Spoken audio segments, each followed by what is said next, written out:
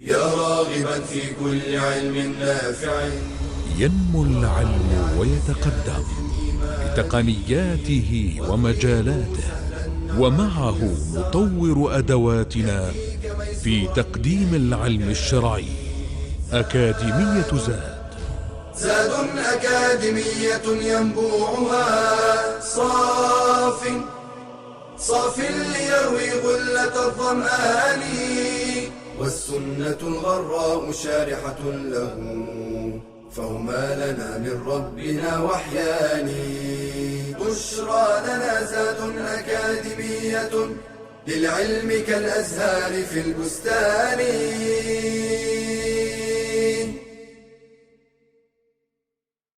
السلام عليكم ورحمة الله وبركاته. بسم الله الرحمن الرحيم. الحمد لله والصلاة والسلام على نبيه ومصطفاه وبعد. My dear students, welcome to the 9th hadith in the 3rd level of the noble prophetic hadith. Today's hadith is narrated by Abu Mas'ud al-Ansari al-Badri, may Allah be pleased with him, who said that the Messenger of Allah, peace be upon him, said, among the words that people learned from the earlier prophets are, if you feel no shame, then do as you wish. Narrated by Imam Bukhari.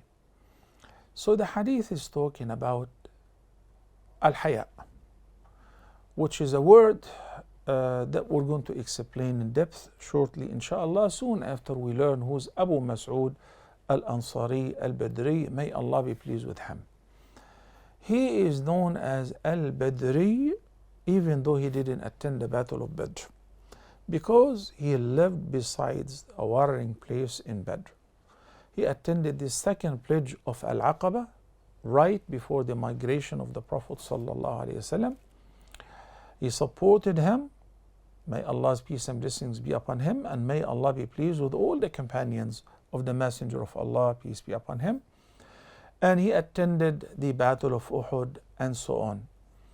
He was close friends with Ali ibn Abi Talib radiyallahu anhu. So when Ali radiyallahu anhu was the caliph, he appointed him as the governor of Kufa, where he died on the year 41 after the migration of the Prophet sallallahu alaihi wasallam. When Rasulullah sallallahu alaihi wasallam says among the words that people learned, it is something that the teaching people have inherited generations after generations, ummah after ummah, from the earlier prophets. It is something that is in harmony with our Sharia. It doesn't contradict any of the statements of the Quran or the Prophet sallallahu alaihi wasallam. So you can say an advice or even shar'u man qablana, as long as it doesn't have a conflict of anything that we were taught in the Quran or in the Sunnah, then it's perfectly fine to follow and learn. It's a prophetic guidance inherited from previous prophets, from previous generations. And we have learned that the Messenger of Allah, peace be upon him, said, Al-Anbiya'u ikhwatul li'allat, dinuhum wahid wa ummahatuhum shatta. The prophets are brothers. They have the same religion, but their mothers are various and different, even though there is a huge gap, thousands of years between some of them. Because they maintain the same belief, they preach the same religion. Inna ad-dina inda Allahi al-Islam. Having said so, it is very important to understand there are certain things which have been narrated about previous prophets, about previous nations, previous shara'a, have been abrogated in our Sharia. So you stay away from them. For example, in our religion, it is not permissible to keep a dog as a pet at home. Some people would say, but Ahlul Kahf and the story of the youth who were in the cave, they had their dog with them, so they may use this as a reference. It is perfectly okay to keep a dog at home. That is not permissible. Some people say, well, how come that Prophet Suleiman had like 1,000 wives? It's none of your business. Their Sharia allowed so. Prophet Jacob was married to 2 sisters simultaneously. Nabi sallallahu alaihi wasallam found some of his companions were married to 10. And he said, أمسك أربعا وفارق سائرهن. You can only keep 4 and you divorce the rest. They're not your wives anymore. Because in Islam, it's only up to 4, provided you can maintain their provision and al-ba'a, and meanwhile treat them justly, as it is explained in Surah An-Nisa, chapter number 4. There are many examples in this regard. Allah says in the Quran, in Surah An-Nisa, chapter number 4, verse number 23, وَأَن تَجْمَعُوا بَيْنَ الْأُخْتَيْنِ إِلَّا مَا قَدْ سَلَفَ. To marry to 2 sisters simultaneously, that has been abrogated in Islam. Okay.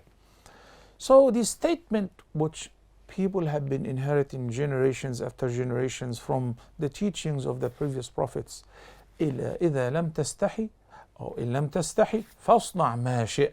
If you feel no shame, then do as you wish. Al-Haya. Tastahi is derived from the root word Haya. What is Haya? The linguistic meaning of Haya in English cannot be described in 1 word or 2 or 3. It's a very comprehensive word that doesn't have an exact English or French or any language to translate it. Because Al-Haya is a quality. Sometimes they refer to it as bashfulness, yes. Shyness, yes. Modesty, yes. What is the quality of Haya? And what does it mean? You know, Al-Haya is a quality which prompts one to do what is praiseworthy and to refrain from whatever is reprehensible. يعني الحياء is أن تحفظ الرأس وما وعى والبطن وما حوى. These are some of the traits of الحياء. وأن تذكر الموت والبلى. حياء is to guard your head and what it contains. What does it contain? The brains. So you should not take anything that will keep you absent-minded or affect your thinking negatively. Intoxicants or drugs, to guard yourself against that. It has the eyes, so you must lower your gaze. You do not look at what Allah has forbidden. Your ears, you should not sit in a place where people are talking ill talk or slandering others or backbiting or just, cracking lies as jokes. Subhanallah. The tongue, not to utter a word which may displease the Almighty Allah, knowing that ما يلفظ من قول إلا لديه رقيب عتيد. And the lower part, the abdomen and what is in it. So what is in it? You do not admit to your stomach anything which is haram, meat which has been slaughtered in the name of other than the Almighty. No. Food, vegetable, bread which is purchased from an unlawful earning. No. Intoxicants. No. Pork. No. Anything which you know that it is haram or makruh. Al-batna wa mahawa. The private part, to protect your chastity and not to allow yourself to have an intimate relationship outside marriage. Subhanallah. All of that is haya. Subhanallah. So, where can you find a word that will describe haya in 1 word in English? No, unfortunately not. So, the sentence has 2 meanings. When the Prophet ﷺ said, the teaching that people have been inheriting generations after generations, إما أدرك الناس من كلام النبوة الأولى إن لم تستحي فاصنع ما شئت. Beautiful statement. If you don't feel shy, then do as you wish. What does it mean? Unfortunately, in slang, people say that if you are somewhere where people don't know you, then do as you wish. If you're from Mecca or Medina, but you travel to the States, be like Americans. You go to Europe, be like Europeans. No one knows you there. Even if you strip naked, no one will recognize you. Absolutely false. It is here talking about the quality of haya which will accompany you wherever you go. Even if you're by yourself, in private. But let me first explain the meaning of إن لم تستحي فاصنع ما شئت, which has one of two meanings. The first one is a threat. A threat, yes. In the Quran, the Almighty Allah said, فَمَنْ شَاءَ فَلْيُؤْمِنْ وَمَنْ شَاءَ فَلْيَكْفُرْ. Let whoever wants to believe, let him believe. And let whoever wills to disbelieve, let him disbelieve. So does it mean that whether you believe or you disbelieve, it is the same? Of course not. Rather, look at the following verse. وَمَنْ شَاءَ فَلْيَكْفُرْ إِنَّا أَعْتَدْنَا لِلْكَافِرِينَ نَارًا أَحَاطَ بِهِمْ سُرَادِقُهَا. If you disbelieve, if you choose to disbelieve, then we have prepared for the wrongdoers and for the disbelievers hellfire, where it will encompass the disbelievers. So be careful. There is a warning. Here it means if you have no shame, then prepare yourself for the punishment, because you will be doing whatever you want to do, and if you do, then there is a serious warning and a severe punishment. Similar to verse number 40, chapter number 41 of Surah Fussilat, do whatever you will, indeed he is seeing whatever you do. Would you still do? That's a threat. Such a thing could only be done by those whose haya has been lost. But if you have haya, it should prevent you from falling into such sins. Al-haya, استحي من الله كما تستحي من رجل من صالح قومك, is to feel ashamed to do the sin as much as you're ashamed to commit something wrong in front of one of the righteous people whom you know. What about before Allah subhanahu wa ta'ala? The second understanding of إن لم تستحي فاصنع ما شئت is that if you feel that this act is okay, you don't feel ashamed to do it, you're a man with good senses, you're a man with good quality, you're a man with characteristics of iman and faith, you understand what is right and what is wrong. So what is this? Drinking Coke, eating yogurt, jogging, bicycling. Is there anything wrong with that? No, I'm covering my aura. Then do it. There is no problem. Then do as you wish. If according to your screening, which is based on a proper understanding of the deen, there is nothing wrong with that, then do it. A alim, a scholar going to the market and buying watermelon and carrying the bread and standing in the queue, what is wrong with that? Oh no, some people think it's a shameful thing because he's rich, he's a alim. No, the messenger of Allah would do that himself. وَقَالُوا مَا لِهَذَا الرَّسُولِ يَأْكُلُ الطَّعَامَ وَيَمْشِي فِي الْأَسْوَاقِ. The disbelievers used to say, what is wrong with this messenger of God? He eats food like us and he walks in the market. We're human beings. Yes, we'll do that. So now we have learned there are two meanings of this statement. إِن لَمْ تَسْتَحِ فَاصْنَعْ مَا شِئْتَ. Al-haya, brothers and sisters, is one of two types. One, which is inherent. You're born with it. Lucky you, mashallah. Allah blessed you with this quality. You should thank Allah subhanahu wa ta'ala for that. And Nabi sallallahu alayhi wa sallam said in a sound hadith which is collected by Imam Bukhari and Muslim, إِنَّ الْحَيَاءَ لَا يَأْتِي إِلَّا بِخَيْرٍ. Indeed, haya, bashfulness, shyness, being modest brings nothing but good.